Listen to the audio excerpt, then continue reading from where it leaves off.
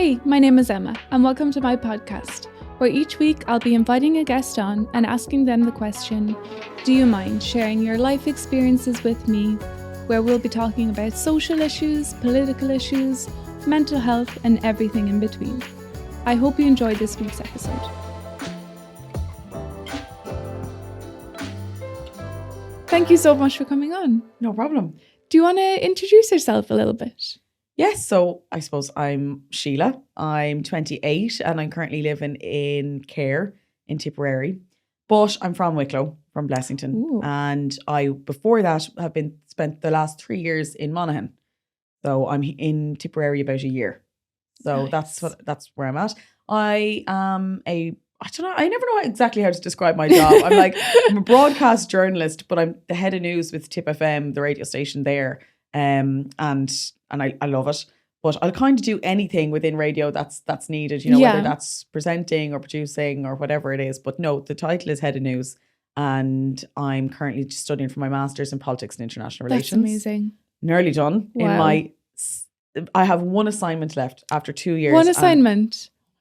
It's a dissertation. But we're not thinking about what it is. Mm-mm. We're just doing it. We're just thinking about one assignment. Yeah. So I'm doing that. And outside of that, I studied drama and theatre studies it's my undergrad. So I love acting, performance, being on stage. Love that. Wow. Yeah. And I'm big into activity of any kind. I love anything from hiking and walking to, I do strong woman and weightlifting and things like that. So, and I'm a very proud cat mom.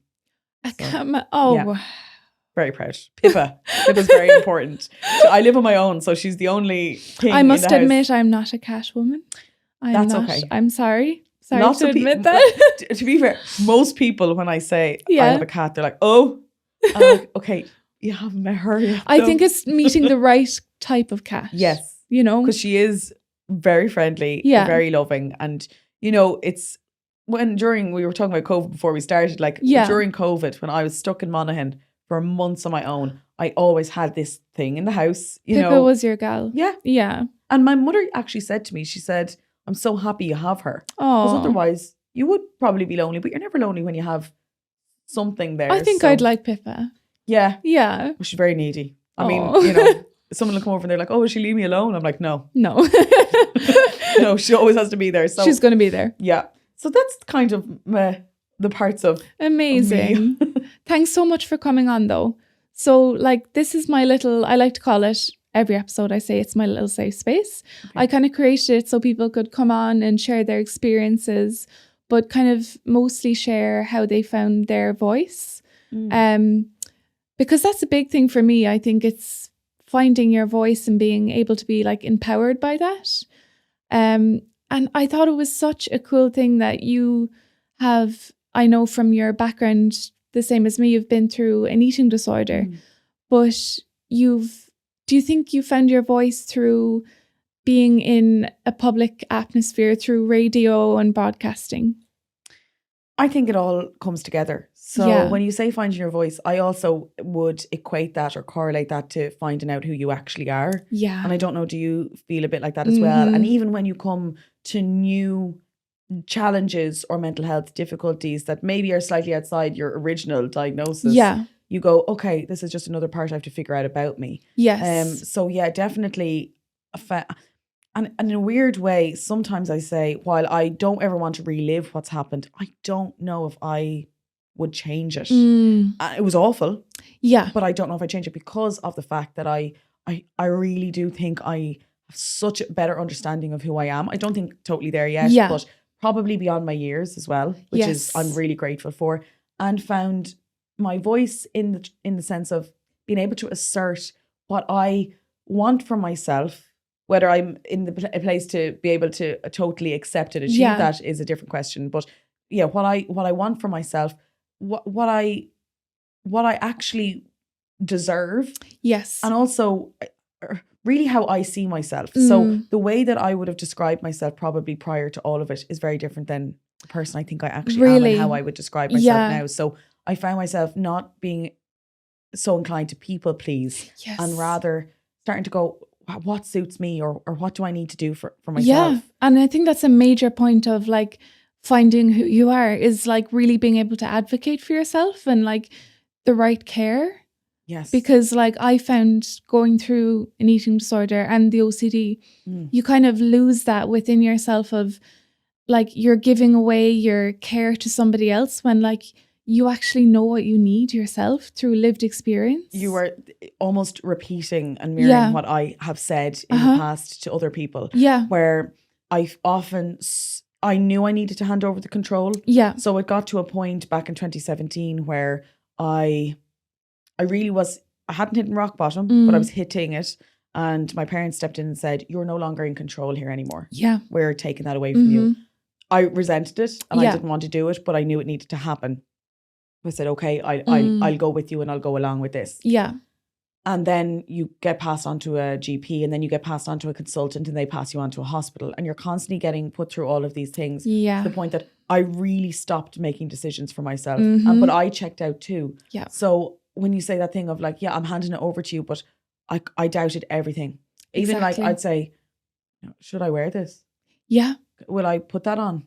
Will I go to that event? And Mom would say, what do you want to do? And I was like, I don't know. You don't know.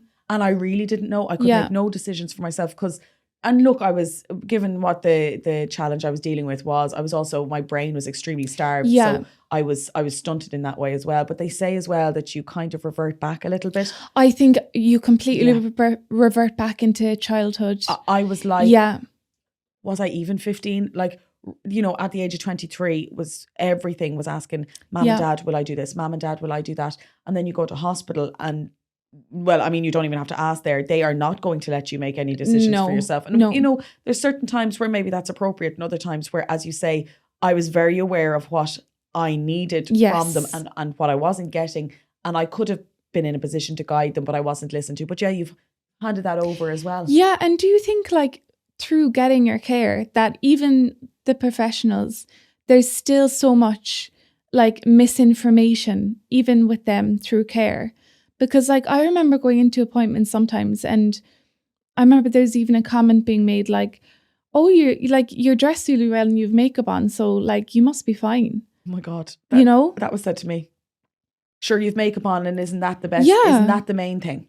Yeah, it's so like, far from the main thing. Really, is this mask that I'm wearing all you can see, you know? Yeah. Like the people who are supposed to understand that this is internal and that there's stuff going on internally. The reason that the makeup and the nice clothes are on is because I have to get the bus here. Exactly. And I don't need everyone on the bus looking at me because look, I kind of stand out already anyway because I look unwell. Yeah.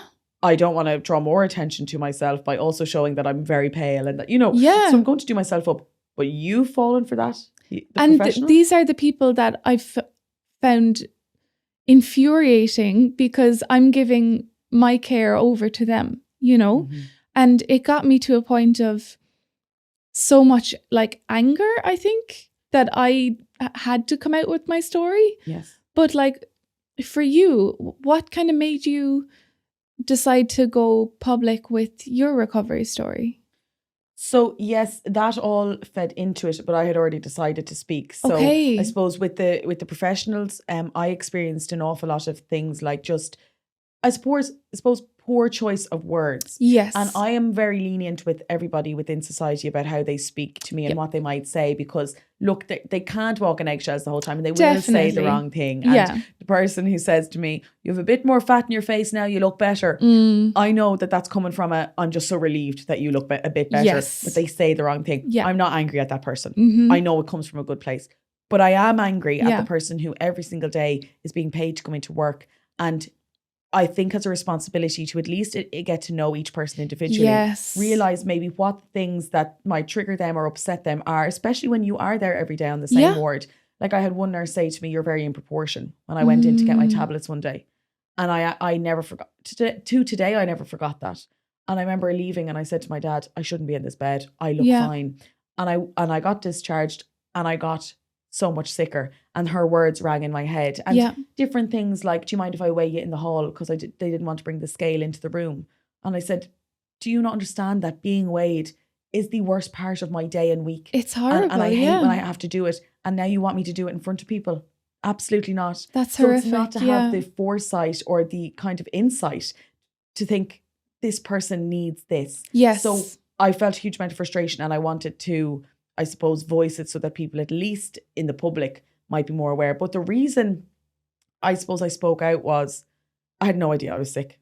I really didn't. I really didn't know. I didn't really know what an eating disorder was. I was aware of the words, and I had maybe talked about it or heard about it. I really didn't believe that I was a candidate. I was the same. Did you? And it's funny. I don't know, did you ever get the comment? People used to say, she's so unlikely. Yeah. And at the time I was like, yeah, you're right. I'm so unlikely. Like, they would put these things to me like, sure, you've got a degree, you've got first class honours from Trinity, you can do anything. Yeah. And then at the time I was on Gogglebox, it was like, you're on TV, you've always wanted to be on TV, like, you're very active, you're, you have great friends. Absolutely. I can appreciate that all of those things are amazing. And so when people said you were unlikely, I was like, yeah, you're right, so I mustn't be sick. Yes. And a friend said to me, and she's spoken out about her eating disorder as well, she's fantastic, and I think somebody said maybe you should talk to her. And so we met, and she laid it out very, very clearly to me. And she was still in recovery back then too. And she was like, you're more unwell than you think you are. You have an eating disorder. Yeah. You're probably going to have to go inpatient. Wow. And I was like, what do you mean inpatient? I was like, I'm not that sick. What was that like to hear? I kind of still think I was like, okay. And I was like, right, can you explain to me what that is and what that looks like and what I might need to have with me? I think in the back of my head, I still didn't believe that I was that sick. Yeah. And it wasn't until I was told, again, until I really got the call being like, hi, you've got a bed. Wow. I didn't believe it. So after that, I thought, I was so grateful to her. Yeah. That she had made me realize that this was what was going to happen to me. Now, she was making me realize at the stage where I was going to have to go into hospital. Yes. And I just thought, maybe if I had realized this sooner, I could have nipped it in the bud sooner. So I thought, right, I'm going to talk about this if people will listen to me and hear me, and hopefully that person who is in the early stages or has disordered eating or has a very poor body image or body dysmorphia, all of those things are awful and they're really hard to deal with.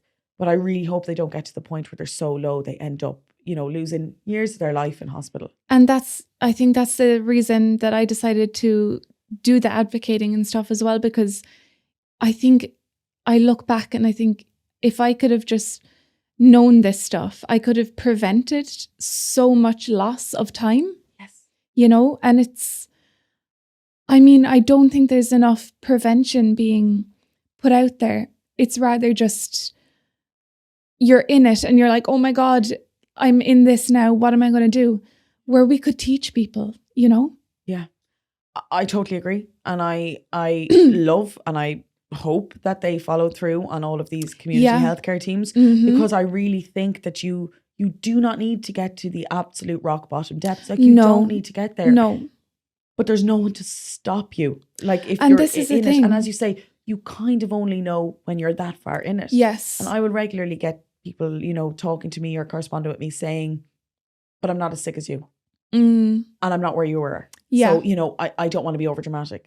And I think, but you're not being overdramatic. No. You're stopping yourself getting to a horrible place. Exactly. But I think there's still this idea that you have to be in a certain position or place in order to be justified to get the help. And often people think they have to be a certain weight, and there's no look to an eating disorder. No. And I think that is a huge problem. For when I was actually in hospital, I'd say less than 50% of us had anorexia. Yes. And actually when I was first admitted, I didn't have anorexia. I was EDNOS. Yeah. Which is like, we don't really know what you are. You're doing a few things. Exactly. And I think, well, why can't we all be that? Yeah. Why can't we all have an eating disorder? Because I had loads of the problem is I had a lot of eating disorders. Yes, it was only that it got recognised when I got anorexia. So I had orthorexia all through college. Wow. I was totally obsessed with clean eating. I wouldn't put a thing in my body that I didn't think was clean, green, healthy.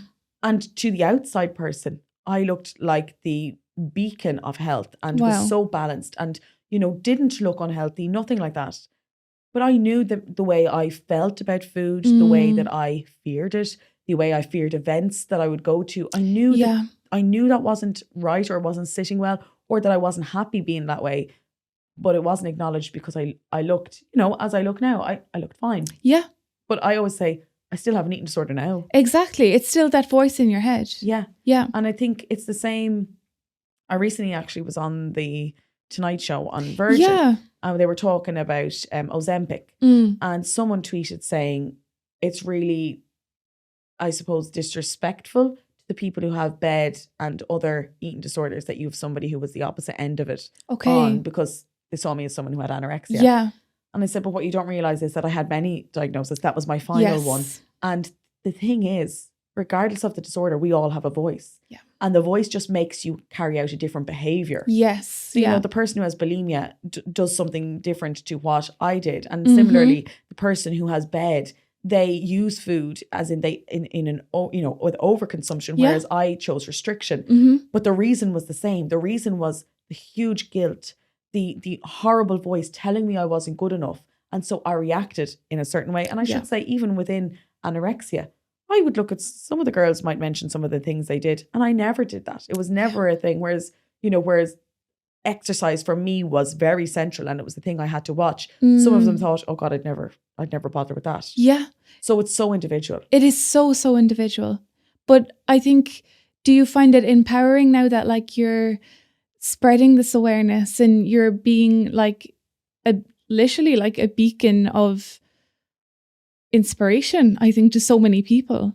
Is that empowering to you? Like, can that set in with you? Like, yeah, I am doing amazing, you know? Yeah, I think I don't know if you feel this as well, but like if people describe you as an inspiration or as anything like that, it's probably, I don't know if it's an Irish thing as well, but I'd be mortified. Would you? I'm like, oh my God. Really? I'm like, I'm not, no.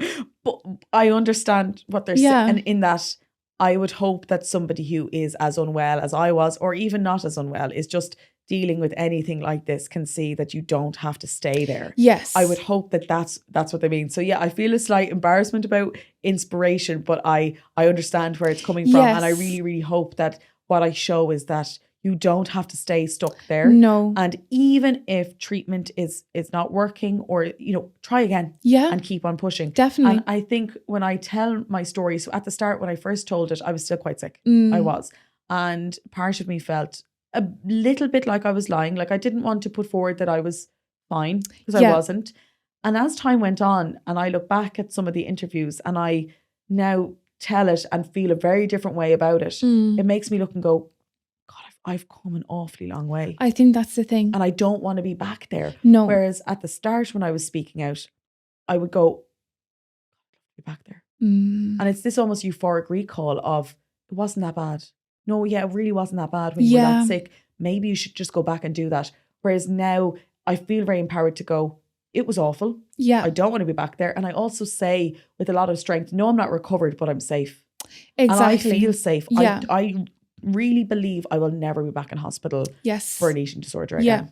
And that's amazing. Yeah. And I think for me, like my whole journey of just telling my story and doing the speaking that I'm doing, I'm still very much bringing people along with my journey, because I'm not in, I don't think I'm in like full recovery yet, but also I'm like, that's okay, because I want to show people it's okay not to be, cliche, it's okay not to be okay, but like, it's okay not to be okay right now, but you can also like live a life. And kind of, I want to show people the road of what recovery is, because I know I'm going to get there. I have that in me, that I know I'm going to be okay, but it's just hard right now, you know? I totally agree. So I always say to people, you do not have to be recovered to be content. Yes. I don't wake up every day and be like, love my body. Yeah. Love how I look. Love how I'm fitting into these clothes. And I love that they're a bit tighter. No,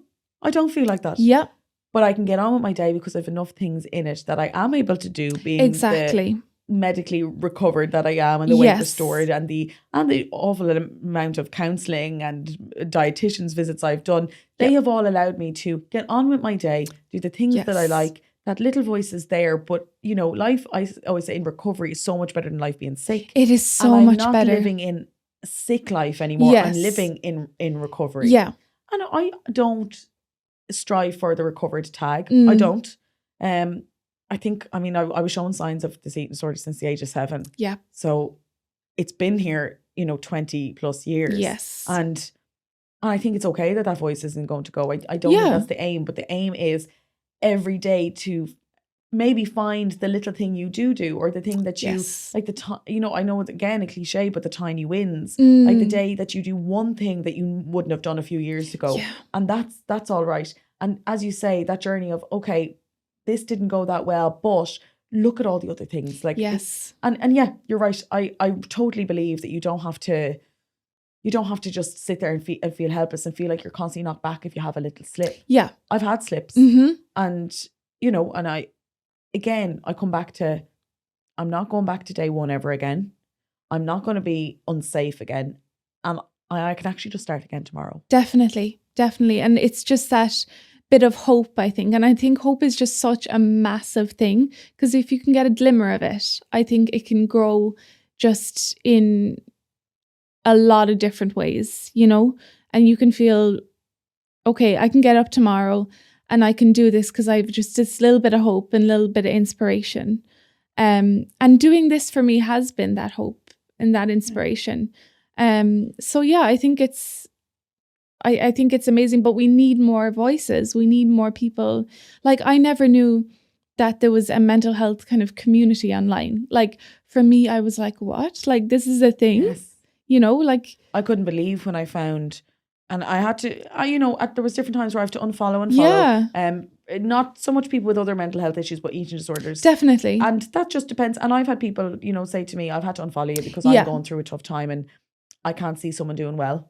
Yes. And I'm like, that's fine. That's okay. Yeah. And I think it's very important within that, at the start, it definitely used to get to me. I'd be like, oh my God, why did that person follow me? Or why did they not want to see my journey anymore? And I was almost offended. And then I thought, no, why do you do it? And I thought, I have often unfollowed people because I just, at that moment, I'm not doing well myself. Yes. Need to not expose myself. And then I'll come back to it when I'm feeling a little bit better. But it can be a hugely positive place if you have the willpower to make it a positive place. Exactly. So when I was sick, I was seeking out all the wrong things. Yeah. So I wanted someone to validate that everything I was doing was right. So I would look up all these pseudoscience around food and nutrition that wasn't true. Yeah. And I would convince myself that the way I was eating was fine. The way I was exercising, again, fine. And I wanted to be surrounded by that online. So my Instagram was really negative. Wow.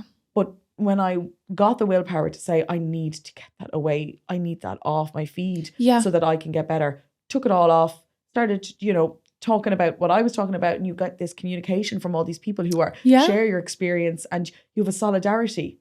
And so when someone says to me, I hate social media, it's really negative, I'm like, I totally respect that. And if you don't want to be on it, that's fine.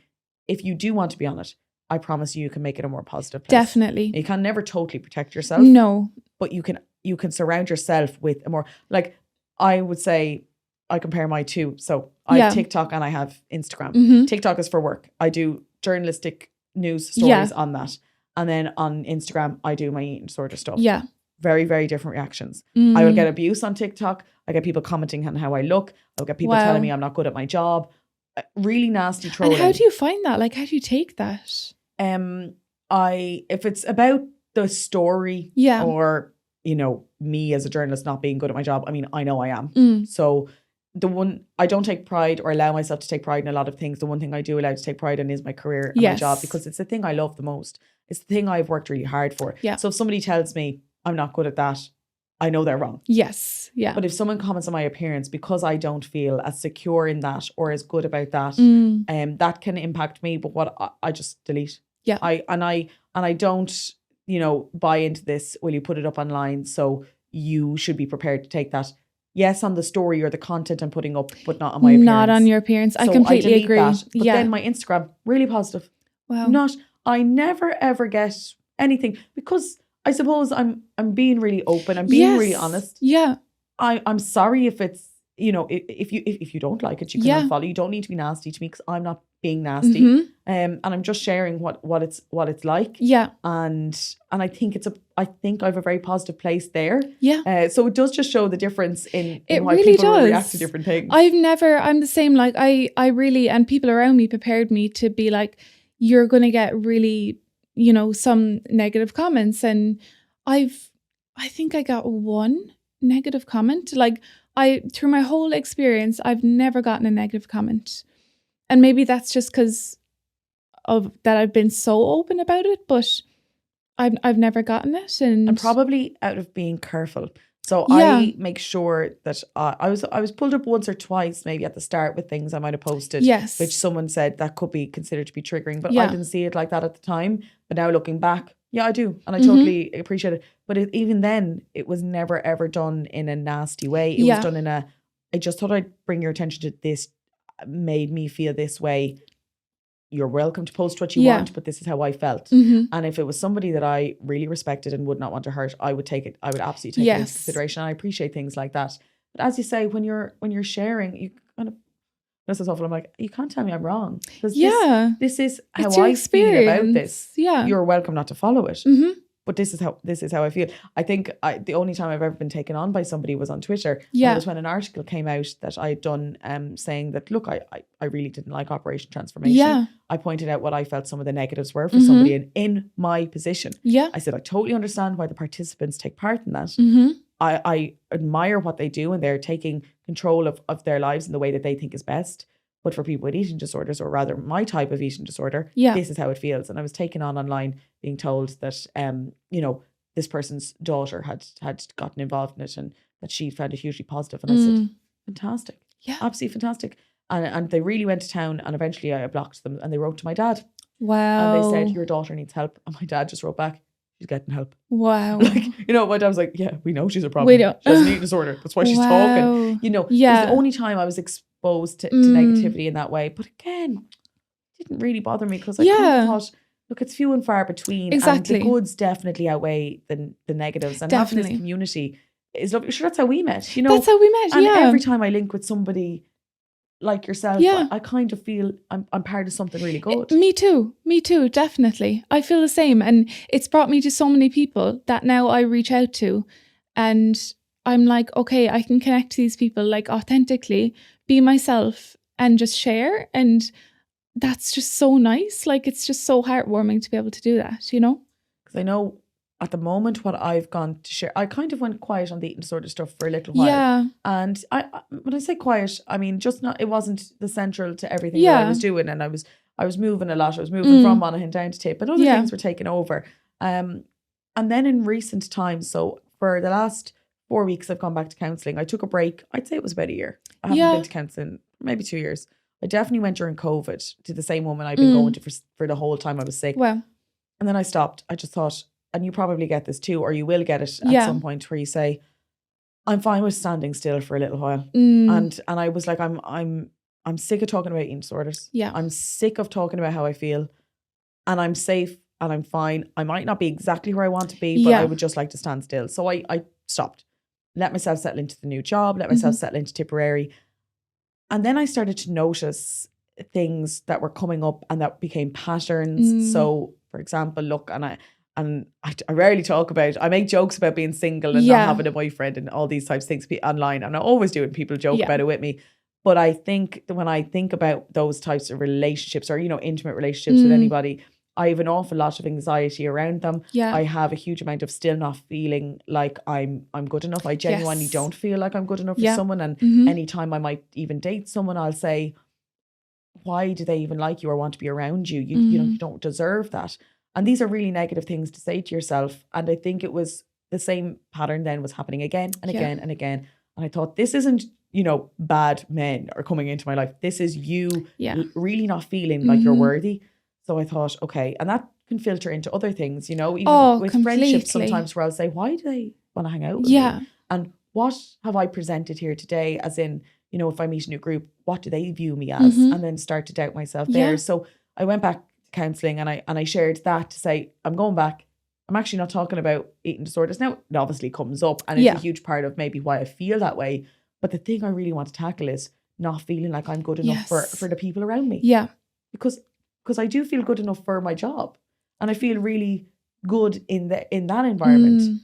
But suddenly in personal life, I don't feel that way. So it's just the next step. And I think it's good to, I'll share that to a point as well. So I think it's important that people know, I look fine. Yeah. And yes, I eat every day. Yeah. Yes, I'm very consistent with all of that. That's all okay. But I sometimes am so hard on myself, you know, and that's important to share. Definitely. And I think a lot of that as well, like I struggle with a lot of that even in friendships, relationships, but like the inner child stuff, it kind of links back to it. I just started doing work on it. Did you? I've never done inner child. Really? Yeah. And I struggle a lot with emotions. So when I was in treatment, I did inpatient stay, got discharged and did another inpatient stay. Second inpatient stay helped a little bit more, but I always say the big amount of work happens when you leave the bubble, which was when it got tough. But I got put into this thing called radical openness. Yeah. And I didn't really understand why I was put into it at the time. But when I was in hospital, they started to question whether I had personality disorder. Yeah. But that was because I showed no emotion. I didn't cry about my situation. I didn't laugh. I wasn't scared when they would say your heart's so low. Like they were afraid I was going to get a heart attack. Jeez, didn't scare me. Yeah. No fear. It doesn't though when you're that sick. No. Yeah. And I honestly didn't care. Yeah. I did not care. And I was totally dissociated from it. And I had friends and they'd say, you know, we're really upset. Yeah. And my family, my sister still to this day says it upsets her to know I still deal with this. And she finds it hard. And I'm like, okay. And I can understand more now. But at the time I was like, oh, I'm so sad for you. Yeah. I'm so sad you feel that way. I completely get that. I had no emotions. Yeah. But even I wouldn't laugh. I wouldn't enjoy things. And I remember I used to love sitting in my car and singing. Still love it. Wouldn't sing in the car. Didn't care. So they put me into this program and it basically was to try and stop you being so controlled that you control all of your emotions and you pull everything in. Yeah. And they started to let little bits come out. So I would start to let myself cry maybe. And I remember for the first time I cried in front of people. Another thing I felt you weren't allowed to do. And it was one of my rules. Don't you dare cry in front of people. And I was, you know, even that voice is that strong of how dare you? You're an embarrassment if you cry. Isn't that horrible, that voice that you have? And so I went through this process, started to engage my emotions a little bit more. And then now I've gone back. Yeah. And again, the first session when I was speaking I went to a new lady and I just clicked with her. I think you always know if you're going to click with someone. Yeah. And I held back. She said, I can tell you're holding back the tears. Yeah. And I said, yeah. And so I'd kind of gone back into it. And then we started the inner child stuff.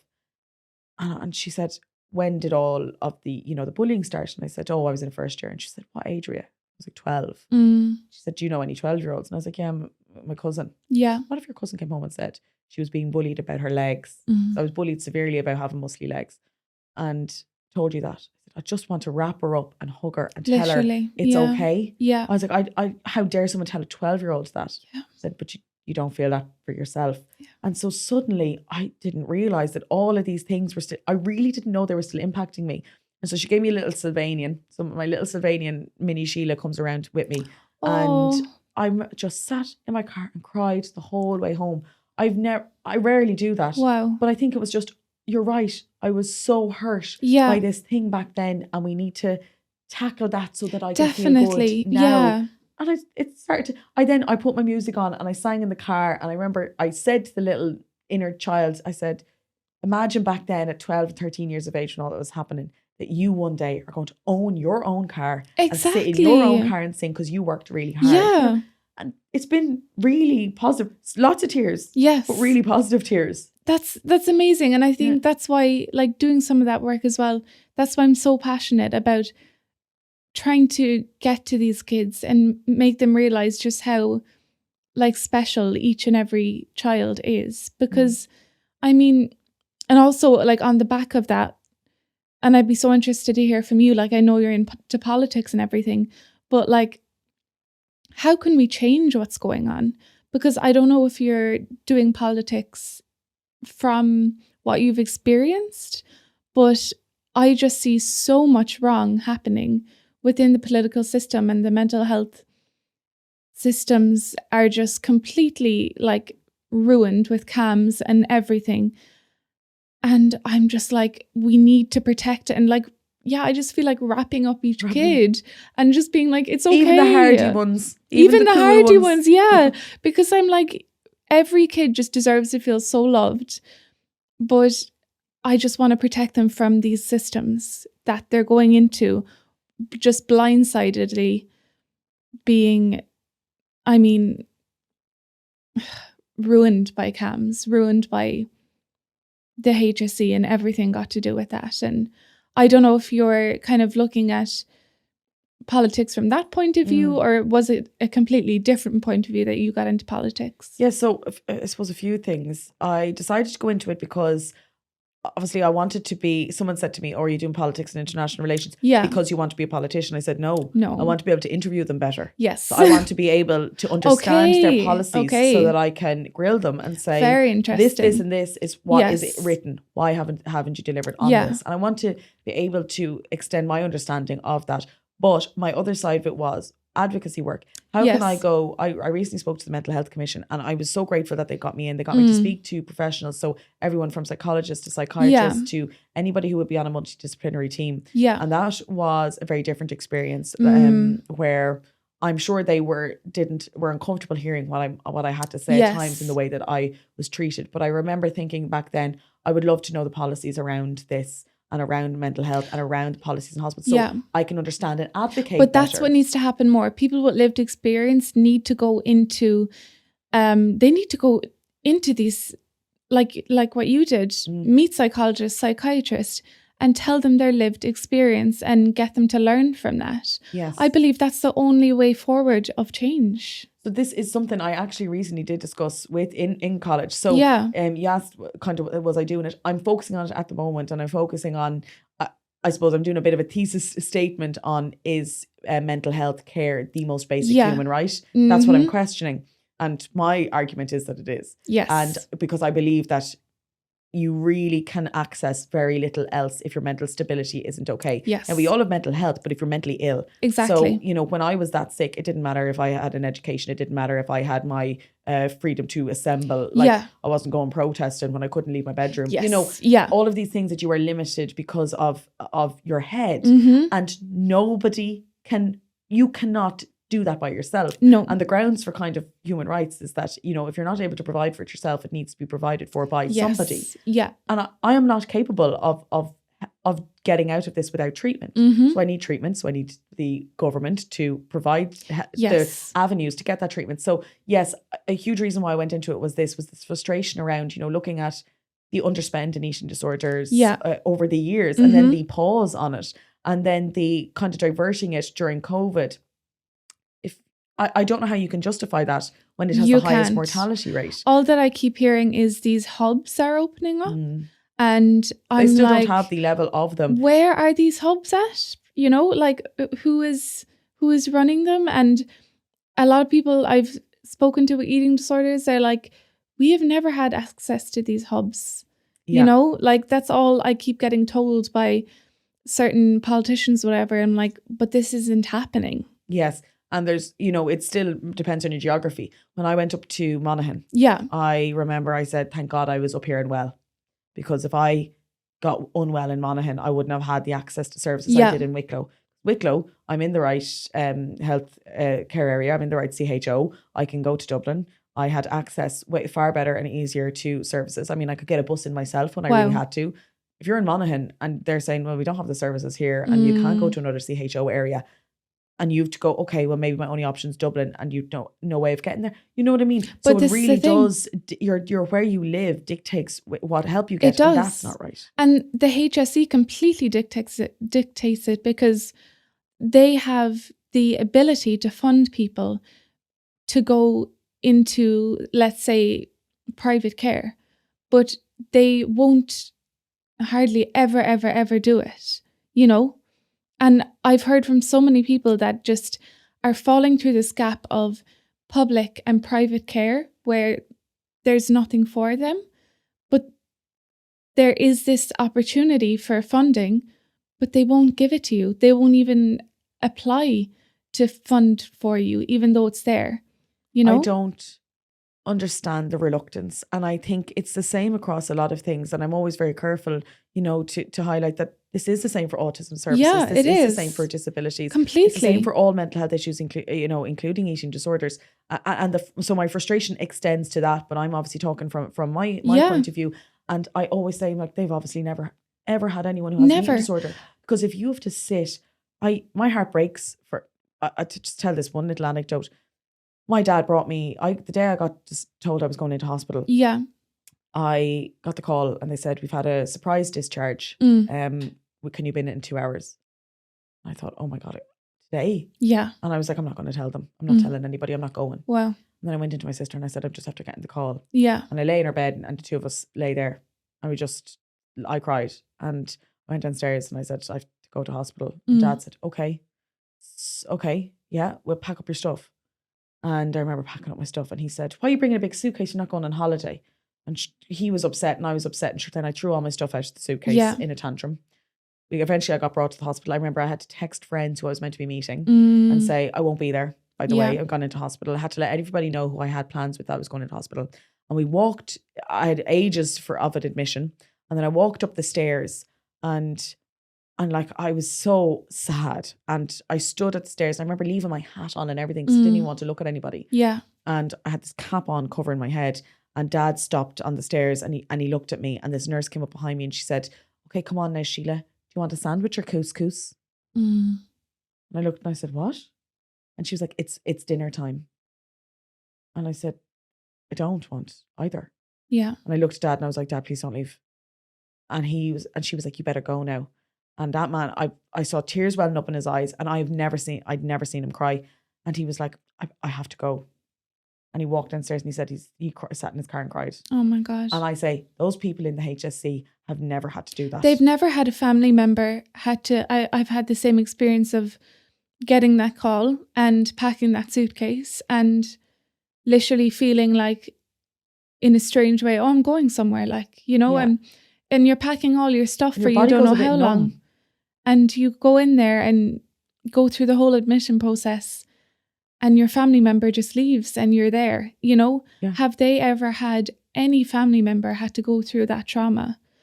And like imagine Dad and Mom and Alice sat down to dinner that night. Someone's missing from the table and they're sitting in a mental hospital.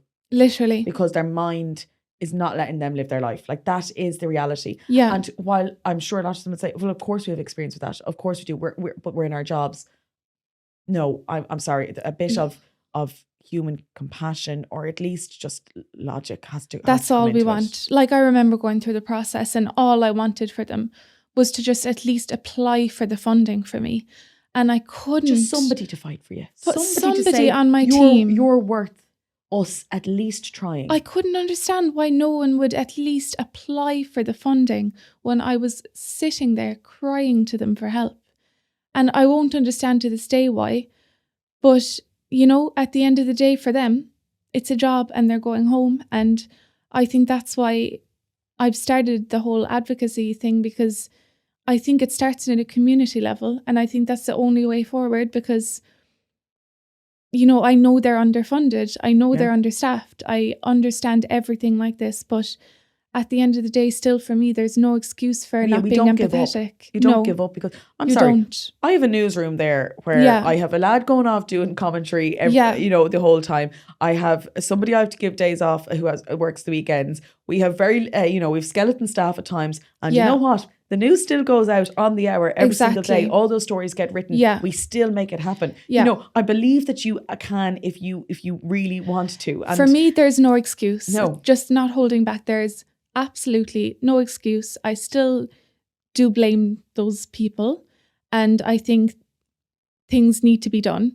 And the only way to do it is just for people like us to help on a community level in some way, find some way to change through that avenue, because people are getting lost through the cracks, you know? And it's funny to go back to when I was talking about college. I actually asked, I have a great lecturer at the minute and he actually does an awful lot of work speaking about, he works with people with disabilities and he's the social inclusion kind of person for the college. So for the course, so he's really insightful and I just think really rounded. And I said to him, what do we do? I said, what do you do when the duty bearers, so the people who bear the duty to provide you with your rights, so the government or the HSE, when they fail? I said, when they're not doing it, I said, is there a way to actually hold them accountable? And his answer was, he said, it is speaking out. He said, it is making noise. Yes. And theorists now are writing theories saying advocacy, speak, they talk often about global discussions, and when they say that, they mean people globally, like the person dealing with it. And I say, okay, so we need to like localize that. We need to make that a domestic conversation. So we need advocacy. And I was so grateful when the Mental Health Commission asked me to speak. I really was. And they had 3 of us there with different experiences. That's amazing. One woman who had been restrained and talking about what it's like to be restrained. Another man who was just giving his experience of kind of going into psychosis. And then me who was quote unquote voluntary, but wasn't really. And being able to speak to them. And I always say, listen to us. Yeah. All I ask is to be heard. And I really felt unheard an awful lot. And this is the thing. We need to be able to go in and speak as you did to these people who are giving care and be heard. I mean, if that could change one person's point of view of caring for people, like just think of the impact that could have on, let's say, a hospital or how the day is run. Well, what I give the example, I actually did have a few young nurse students or, psychiatric nurse students, and they said, would you speak to our class actually if because they heard me on something? And I was like, yes, absolutely. You'd be dying to. So progressive of them. I mean, it should be standard, I think, but it's progressive in the same way as doctors we're getting acting training in Trinity from my acting lecturers to learn how to deal with patients. Brilliant. Because look, if you're not very good interpersonally, then that will really help you. That's fantastic skill. In the same way as me telling you what language and what words and what actions affected me. I think that would be really, really helpful. When it comes to then schools, I also think that there needs to be a bit more bravery within schools and invite us in. Yes. I had a school recently and the reaction. Those students, boys, girls, and I have to say, look, I'm a bit intimidated by teenagers at times. I went in and I was like, oh my God, they're going to think I'm so old and so uncool. Yeah. And like I don't even every time someone says Snapchat, I'm like, oh God, I'm so old. Yeah. But, I thought this of them, which is probably a bad stereotype to put on them. You could have heard a pin drop. They were so attentive. They asked brilliant questions. They were so engaged and polite. And the teachers actually afterwards said, never seen them all listen that much to anybody. And one of the boys wrote to me afterwards on Instagram and said, so often through primary school, we get the same experts in telling us what we already know. Said, we didn't know what you told us. Yes. And that's it though. Yeah. To get to those people, to get to young people. And that's what we need. Someone who's different. We don't need the expert telling them. But as you said, that's what we need to do. That is for the schools and the colleges to be a little bit more brave. Yeah. Because I think there's still hesitancy towards inviting us in because it can be seen as a bit controversial and people are afraid to be a bit controversial. And I understand that it could be upsetting for people. I said to the teachers beforehand that people would probably likely cry. I was like during the day or, sneak off afterwards and cry. Because I actually remember getting a talk in school and I didn't know I was dealing with any of this. And I was in 5th year and a girl talked about her eating disorder. And I cried in the bathroom after. Yeah. Only afterwards I realised I obviously knew there was something that I related to. I didn't know what it was, but I cried. And they said, oh yeah, we've actually had 2 students who decided to sit out, but will you talk to them after? I said, yeah, no problem. I understand not wanting to expose yourself. No, if you know you're dealing with it and you're going to be upset, you don't want to draw attention. So I think that's brave and responsible. Definitely. So they invited me in, but also gave the students who were very vulnerable the chance to sit out, speak to me after if they wanted. And they also said they had a nice day planned after. Oh, so wow. You can do all of those things. Put it on a Friday. Definitely. And give them, let them go out and play sport, whatever it is. Or, you have a movie day or you do something where if people are feeling vulnerable, they're not being told, no, you have to focus and do a test. 100%. There's really nice ways to do this. And I often say that I really wish that someone had come in and maybe done something on bullying. I don't know how much of a difference it would have made at the time. But part of my talks is always that while you don't have to like everybody and you don't have to be friends with everybody, you do have a responsibility not to make other people's time in school more difficult. 100, yeah. So the boys in the year ahead of me, they used to call me awful names. Like they used to call me She-Man and I was called Swamp Monster and I was told to go to Weight Watchers. What? And I wasn't particularly heavy either. I never understood really where it came from. But I thought, okay, you don't have to like me. You don't have to fancy me. You don't have to, none of these things. No. And we don't have to hang out. But you really don't need to call me names. No. And I never did anything to provoke it. So my message that I always try and get out is that you do not have to make someone else's time more difficult. Ignore them. Definitely. Ignore them. Yeah. Because I wonder sometimes as that boy, and I'm pretty sure he probably knows who he is, I wonder does he sometimes hear me speak out and say, that was me. And how would you feel if you were that person?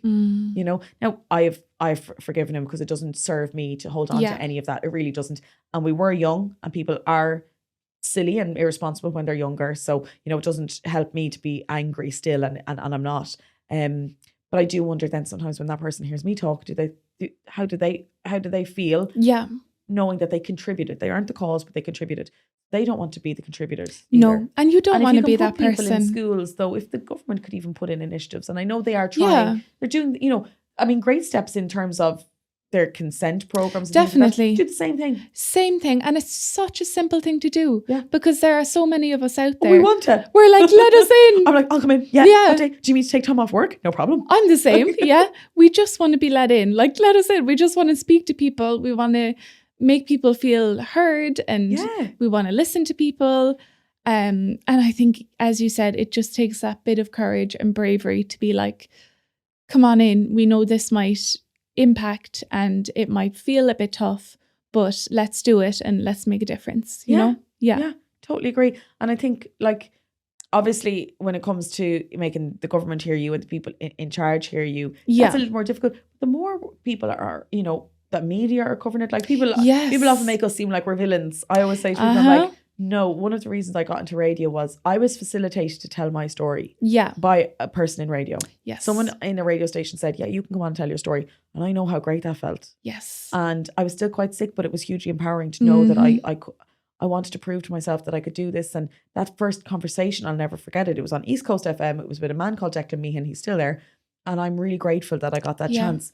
And I wanted to offer that to people. Yeah. So, you know, now obviously at times, you know, there's not space within a program every single day, but there is space in the media for it. Yes. And I often encourage, I'm like, if I hear that somebody who's willing to talk, I'll say, will you talk to me? Yeah, I'll do something with you. And it's difficult as well, in the same way as schools, to go, does that person want to talk? Should I approach them? And it is tough. And even myself, when I'm in the community online and I do see people regularly, I go, oh God, I wonder what they talk on air. Yes. No, I'll test it. And it can be tough. But if you are willing, put yourself out there. Definitely. You know? I think that's the main thing. We're dying to facilitate people like me, and there's lots of us like me in the media who want to facilitate these conversations. Yeah. We really do want to hear. And it's so great. Like, I've done interviews with journalists as well. And I'm so grateful to them because I'm like, they gave me a platform when I didn't have a voice. Like, they were the first people to give me a voice in my own story that I didn't think anyone wanted to hear. And like, oh my God, seeing that's such a good point. It's I always say, I'll talk if you actually want to hear me. Yeah.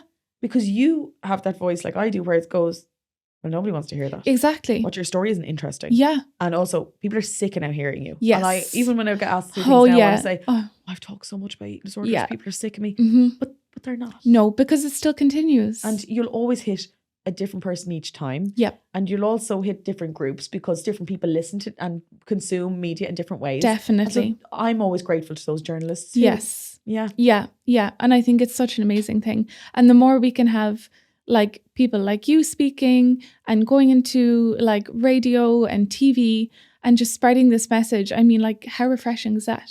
That's absolutely amazing. And I think we're becoming more responsible as well in how we do it. So something I'm very aware of, and when I talk to people and say, yeah, do it, just be careful what you share. Yeah. So you do have to become aware of what is going to be a trigger for other people. I mean, we talked about it before we came on, the idea of talking about your weight. Yeah. You know, journalists have often asked me. And I know there was a lot of criticism recently of Tommy Tiernan and the questions that he asked Roz Purcell. But actually, and I spoke about that on radio, and I said, while I understand the outrage, I wonder, is that outrage coming from people who have experience of a mental health issue or an eating disorder? Yeah. Because I understand why it's triggering to ask those questions. Yeah. But if you have no idea what an eating disorder is or how it works, you don't know those are the wrong questions. No. So we need to be a bit easier on people. I think so. But and I know this came up when you were on Eating with the Enemy. And I was watching, and she said about, you know, like weighing kids. And I was sitting there and I was kind of like, your whole body tense up, did it? I was like, for someone who's not watching, I'm kind of like clenching right now because I was just thinking, how can a woman sit there and just say that like weighing kids is like an okay thing to do and like that it's good practice? And I think you answered it in such like a composed and great way. I would have been like, oh my God, you know, but I did at the end of it then, I kind of was like, I can see that she has no problem with this and I can see her point of view, like, you know, like, yeah. Yes. So what I reacted to that was exactly, look, I don't agree with that still. Yeah. And you know, I spoke to her after and I said, I still don't agree with that. Yeah. However, I understand her justification exactly. for it. Yeah. And I think we sometimes have to become more tolerant yes. of other people. That's why it was a really positive show to do. Yeah. But she said the same. She said she had never met anyone who had an eating disorder like mine. Wow. Yeah. And someone commented online and said, how has she never when she's a medical professional? Yeah. But I said, easily. If I have anorexia, yeah. I'm not going to the person who helps people lose weight. Yes, I'm exactly. never going to seek out her services. Yeah. And I'm probably going to think she stands for everything that I don't need in my life.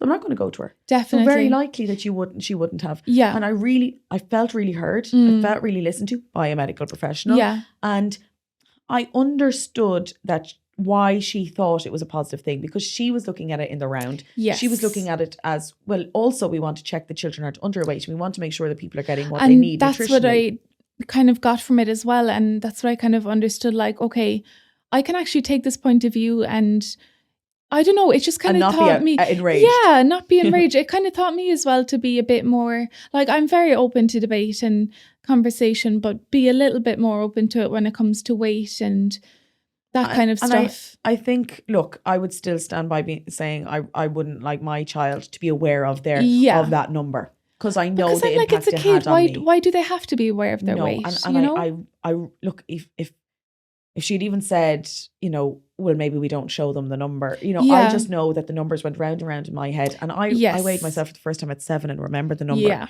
I do. There you go. And so it did stick with me. Yeah, and the numbers stay in my head. So I would rather protect those of us like me, but I understand her side of it. Yes. So I think, in general, when it comes to people like that conversation, like Tommy Tiernan, we'd be more tolerant that people are coming from different sides. Yeah.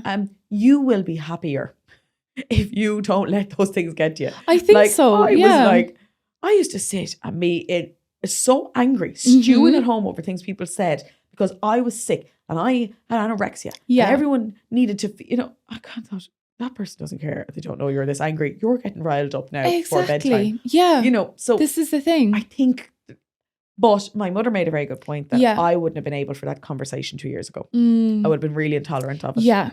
So it also probably is a reflection of where I'm at in recovery. I think so. That's such a good point. Yeah. That's such a good point. So I saw some people online who I'm aware of through the eating disorder community. Yeah. I know that they are still struggling and in a different place than me.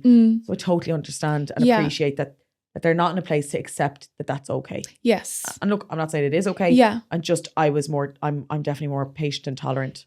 Definitely. But it's because where I am. Yeah. And I think that's the thing, to be in a place to accept other people's opinions without getting kind of like so angry and upset by it. Because like at the end of the day, I think she's probably coming from a good-hearted place, you know? What I felt was, and I said it and I think it was edited out because I mentioned Operation Transformation. Yeah. I probably had this ignorant view that all of those experts were very aware that this was a damaging program and did it anyway.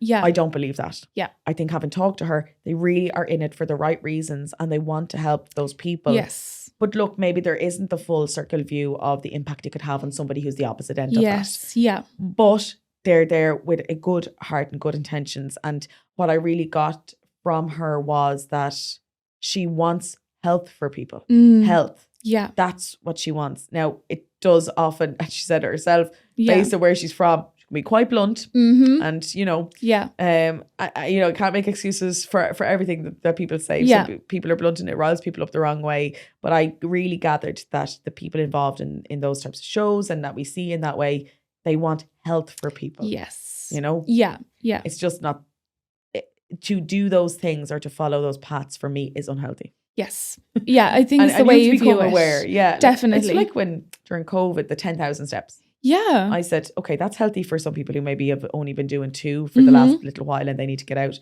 But for the person like me who's already doing 10 and here's that, I think I need to do 10 more. Yes. So that's actually unhealthy for me. So it's being aware of that. And like the gym, healthy. Yes. Yeah. Okay, but not if you're going 3 or 4 times a day. Unhealthy. There you go.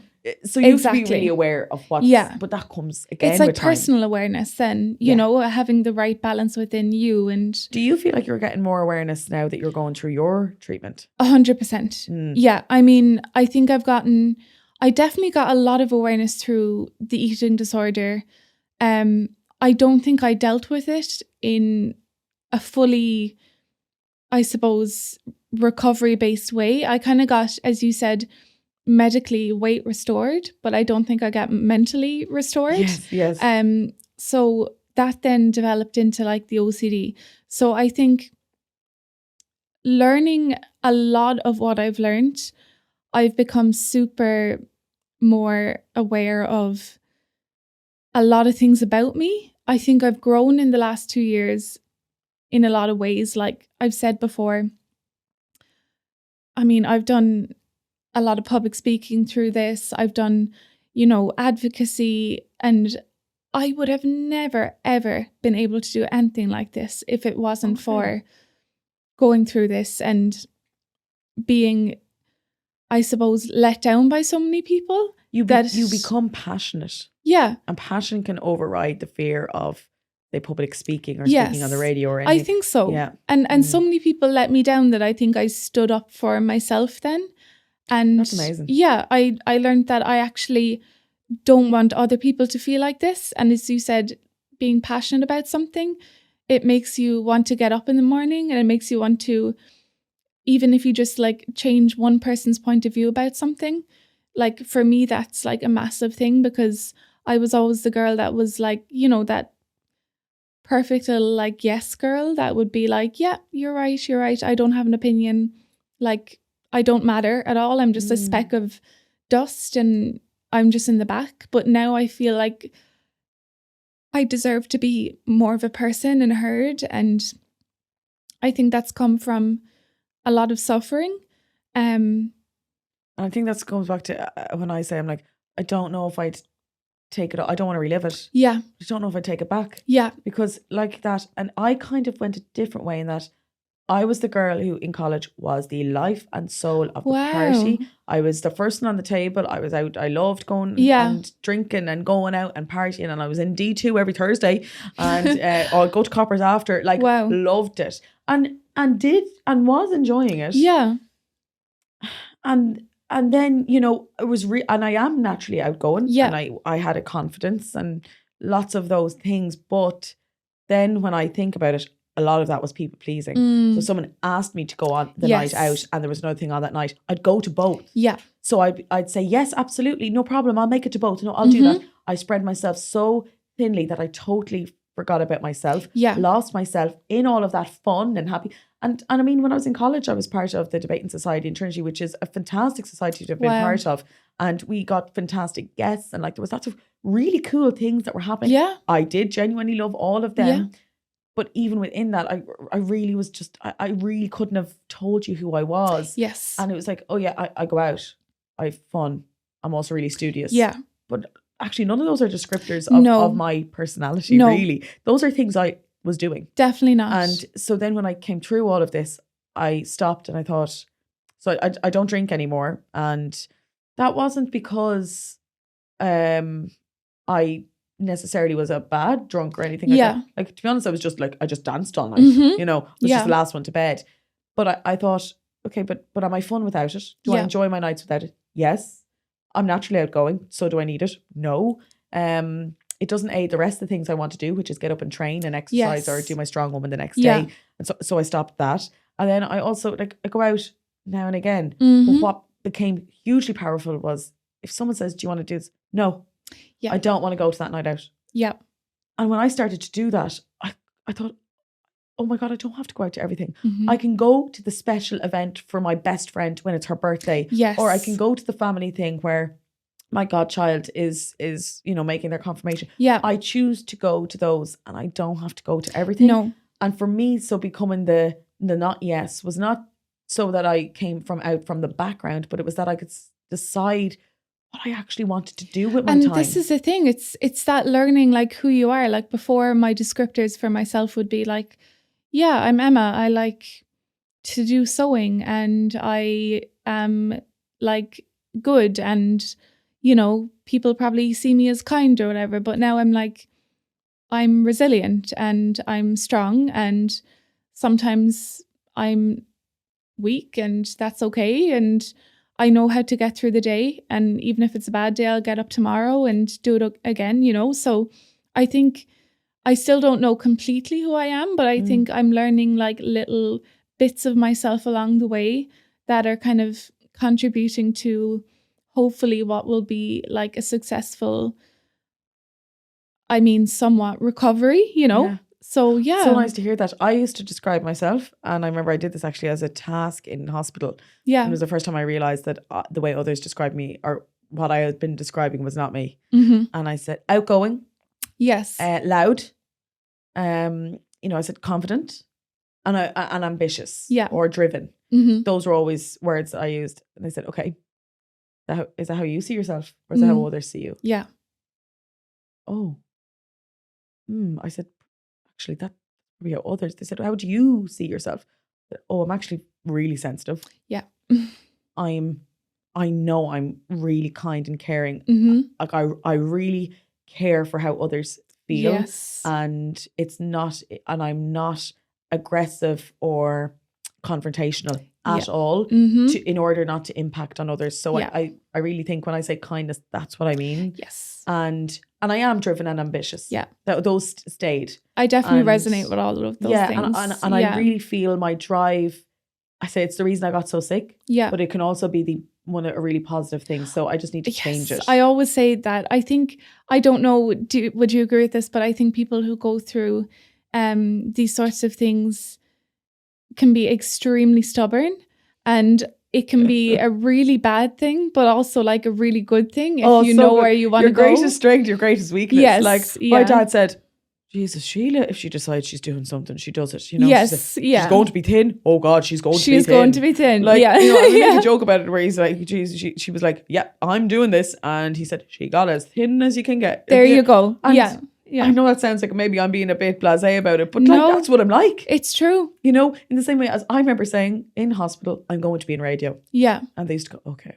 Yeah. Can you take your medicine? And I said, but I'm going to be in radio. Yeah. I'm going to be on radio. And Dad used to say to me, he'd be like, are you going to do anything about that? I said, when I want it to happen, it's going to happen. Yeah.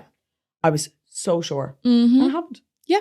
I met a girl actually that I was in hospital with probably about a year or two into my first radio job. Yeah. And she said, John, how are things going? And et cetera, et cetera. She said, are you in radio? I said, I am. She was like, I knew you would be. I said, so did I. You know? Yeah. And it's that, like, I was so driven and it was fantastic. So I wonder, is it something where, like, I don't know, you just learn or you're born with or something, you know? I believe, and I met most of the people I've met in recovery, high achievers, exceptional at what they do. Yeah. And every time I talk to a parent, they'll say, I don't understand it. She's a top student. Yeah. And I'll say, of course she is. Because otherwise she wouldn't be able to push herself in this way. Her mind wouldn't be doing this to her. And no matter what eating disorder it is, you know, your mind is just so powerful. So if you could direct that in the right way, and often, you know, even if it's stuff like, you know, emotional eating and things, but if you connect those emotions to positive things and in a positive way, I mean, you're probably an extremely generous and giving person. You know, there's so many good qualities that come from those things, but it's just unfortunate we direct them in the wrong way at times. It's just so interesting. I wonder where it comes from. I wonder where, because we all seem to have that similar trait. Yeah. So I'm wondering, like, it's why we also often, I don't know if you ever get this. Yeah. When you're in a group of people, I have accidentally gravitated toward the person who has an eating disorder. Yes. Or has a mental health challenge. Yeah. I'll be talking and talking and talking. I'll get a feeling. Yeah. I'm like, there's something here between the two of us. Like we understand each other. You just know. And I might mention and say, oh, well, there was a while where I was a bit sick. Yeah. And I go, me too. And I say, I knew it. Yeah. And you're drawn. You just have that. Yeah. And I wonder, is it because we give off similar energies, or we're similar personalities, or whatever it is that we give out? Yeah. We can find those people. Definitely. And probably maybe is it, you know, we are kind of born with this mindset, and through growing up, maybe something went wrong. So one person might go to an eating disorder and one person might go to, I don't know, medicine or something who is very used it in a good way because they're, you know, nature versus nurture, you know, like their environment was good. So they went in a good way. So I don't know, maybe it's something got to do with. Right, but it's definitely, you know, it can be dictated by what you're around. I mean, I've spoken about it a few times, but my granny had anorexia. Really? But we actually didn't know until I got sick. Wow. So she had died by the time we realised that that's what she had. Really? Yeah. And I mean, so my dad grew up, his father died when my dad was 9. Wow. So he grew up with a mother who was like this with food her whole life. Wow. I mean, she was looking after 2 boys, and, you know, who was going to be telling her that, you know, who was going to find that? She was also a nurse. So, you know, she was kind of always knew what supplements and different things to take. Yeah. So she kept herself going. I mean, she lived to 83, considering she was, she possibly shouldn't have. Wow. And her organs did fail her, and that's what eating disorders do. It does, yeah. But, you know, Dad grew up in that environment. Wow. He himself, obviously, he doesn't have issues with, I always say, I wish I could be as balanced as him. He lives a lovely balanced lifestyle, and I admire it. But he grew up around that. So you never know the things he might have said or things he might have brought with him. Yeah. And then, you know, on my mom's side, there would have been, and I always say to her, because often your parents, and I'm sure they say the same, what did we do, or where did we go wrong? Yeah. And I say, you didn't go wrong. But there was conversations an awful lot about my mother going to Weight Watchers and different things. Yeah. It happened in every family. It does. It just happened to be that I had some sort of vulnerability. Yes. And I took all of these things. Yeah.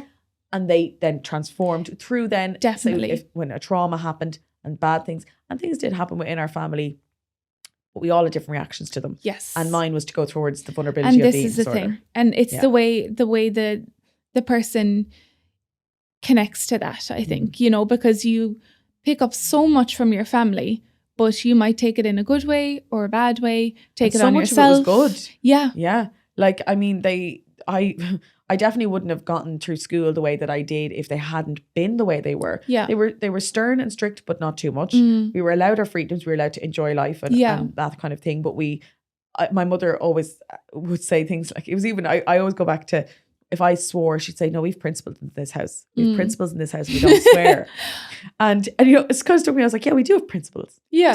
We do. But we were brought up like that with certain things. And I would love to carry them on. But then there's other things you're exposed to, conversations or throwaway comments, and those types of things can also impact on you. They definitely do. They definitely do. Yeah. But I think it's just definitely important for us to kind of come together, and more people like us, and to create like a community around creating change and doing that together. You know, I think the more we can be in solidarity around that, the more we can make noise and be a bit, you know, out there with what we say. And we don't need to, I would hope that what it shows is that it doesn't have to impact on all the things it's going to impact on. Yeah. So when I speak to workplaces, they'll say, how do we tell someone we're struggling with any mental health issue without it impacting on our job? And I said, it shouldn't impact on your job. Yeah. It's never impacted me getting a job because I'm really good at what I do. Yeah. They're lucky to have me in that workplace. Yeah. I will work really hard for them. And I'll also tackle the personal issues that I have outside of that. Exactly. Like if you're going through a divorce, your boss doesn't say, right, you're fired. Yeah. That's so true. You're fired because you're getting a divorce. Sorry. Yeah. You know, you've broken your arm. Okay, no, we're not actually going to give you time off. We're just going to get rid of you altogether because you're not gone. But, you know, so I think I try to encourage people to say that it is actually okay to say it and voice it and say what is going on. Yeah. It actually, in my experience, has helped people be more understanding of why I'm the way I am. It's allowed me to not go to things. Now, if I say to somebody, I'm actually not going to go to that dinner, and they, rather than them getting offended or annoyed at me for not going, I say, I have an eating disorder and I find that really uncomfortable. Yeah. Oh, okay. Yeah, you know, it's more understanding. Easy. Rather than, well, I actually can't because I've got a prior engagement, which you don't have, and you get found out in a lie, and then somebody's annoyed. I should just tell them, I'm suffering with depression. I'm feeling really low. Yeah. And I don't want to put myself in that position. I'm really sorry. Yeah, exactly. It's honestly so much easier. Yeah. I found it even, when I went back to therapy, I said it to one of my colleagues. I said, just want to let you know. Yeah. I was like, there's 1 or 2 days I have to nip out at quarter to, we finish on the hour. Yeah. So I have to nip out quarter to. I've gone back to counselling. Yeah. Not everyone needs to know, but just so you know why I'm going to go. I went, okay, are you okay? Yeah. And I said, yes. I was like, I'm okay now. Yeah. And he went, is it a preemptive strike? I said, that's exactly what it is. And that was it. Yeah. Conversation over. Yeah. They've never come in and said, you're letting the team down now since you told me that. Nothing. No. It has never been discussed again, and somebody knows what I'm doing. Exactly. Yeah. And that's the proper way to deal with conversation. it. Yeah. I even find it, if somebody specifically has an eating disorder, when you're going somewhere and maybe you're on the meal plan stage still, and you might have to bring your Tupperware everywhere. Yeah. And you sit somewhere and they say, you can't have that here. Yeah. Say it to them. I mean, say, look, thank you. I understand that this is a business.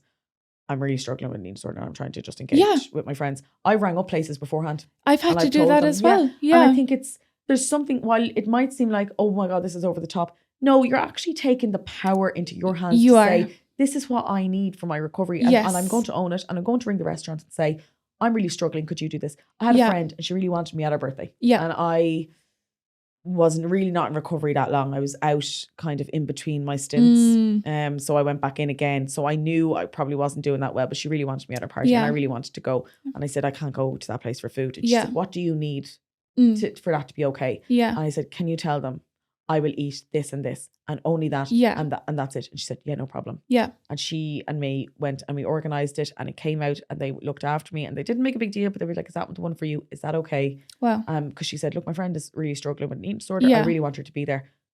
Totally accommodated me. And this is not, like a 5-star place that's, wants to give 7-star service. Like that is not it. Most places will be really understanding. Definitely. If you just explain. It makes life easier. It does. It does. And just being a little bit vulnerable sometimes can help you in so many different ways. Oh, yeah. Yeah.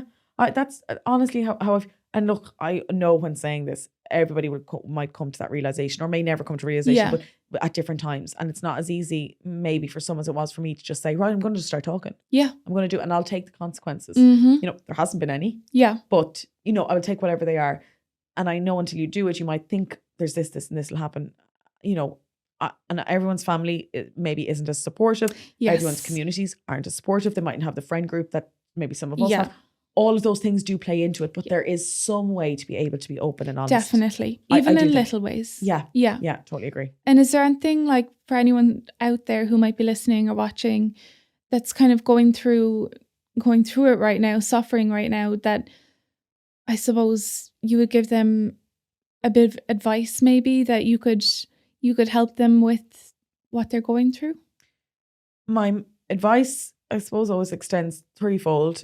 My first is always to the person who's the medical professional or the person who's treating someone, is to really listen to them. Yeah. Throw your book out, throw the doing it by the book out the window, and say to them, in the past, what has worked for you? Yes. In the past, what way have you dealt with situations with authority? Because look, you're going to have somebody who's kind of controlling to somewhat what you're doing, and really try and find out that person. You mentioned a little while ago about how one nurse maybe going into one place can make a difference. I had one nurse who was from the anxiety ward in Pat's. Yeah. They came up for the day because they needed to fill a spot in the eating disorder unit. They weren't eating disorder. Yeah. And they sat with me and I couldn't get through this glass of milk. And they talked me through, asked me to explain why I was struggling, helped me through it. I drank my whole first glass of milk. Wow. And I didn't feel the huge guilt and it felt more manageable. And it was that one man who helped me through that and made such a difference. Like every nurse and every consultant can be like that. They can. If he can do it, you all can. Anyone can. So I believe that that's really important. Yeah. I love that, by the way. Throw the book out the window. Literally, throw it out the window. Dad said, we went in one day and they said, we're doing everything by the book. Dad was like, throw it out. Yeah. Put it in the bin. I love that. I've never done things by the book. No. Never. No. I think it's why, I'm in radio and I'm creative and I like drama. I like thinking outside the box. Yeah. So this kind of, this works with other patients. Okay. So it's not working with me. So let's try something else. And that doesn't mean you're a failure as a person. I always thought that when people or like the professionals would say to me, oh, your case is so complex. That really, I got so disheartened. I was like, that means I'm never going to get better. My case is complex. And then now looking back, I'm like, every human is complex. All of them. It doesn't mean that because my case is complex. Imagine the opposite, being told yours is so standard. Yeah. You're totally standard. Yeah. You'd go, okay, I'm not different or special. Exactly. Okay. Yeah. And so now I'm like, my case is complex because we're all humans. We all have different traumas. That's fine. Yeah. And I was told I was going to be a revolving door patient. Yes. And I remember I said, I'm not. Yeah. I will not be a revolving door patient. So yes, I always say, I'm like, you can think outside the box. You can be like the drama student. You can think of the more creative idea. And them sending me to Radical Openness, they said they never sent eating disorder patients. That's what worked. Wow. That's what helped. Yeah. So thinking outside the box worked. There you go. So that's my advice there. Yeah. To the person who maybe is supporting someone, so like the parent or the sister or the friend, Yeah. it's really important to know that you actually can't make them better. And it's really, really hard to accept. But the sooner that you accept that, the sooner that you can actually support them in the right way. So you can provide unconditional love and support and a listening ear. Yeah. But don't try and solve it. So don't say, well, what if you just, like my poor dad spent months going, would you just add a bit more cereal to that bowl? And eventually realized, oh, that's not what's going to help. Yes. What's going to help is, good on you. Fair play. Well done. Do you need to bring you to your appointment today? Yeah. Do you need a lift up to the bus? What do you have today? You know, what session do you have? Just talking to me and being there.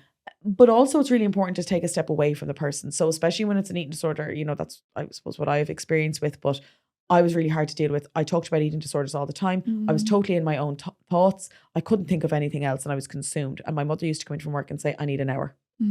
Okay, grand. Yeah. You know, nothing major was going to change in that hour that she took for herself. Yeah. And she really, really needed it because it's really tough. You need to be able to take a step away. It's a good point. You know? Yeah. So take the step away, take the breather. If you're the friend, it can be really hard because sometimes the person will be snappy. They might say things out of anger or just, look, their brain is not functioning at full capacity. Yeah. They may say things they don't mean or that they regret.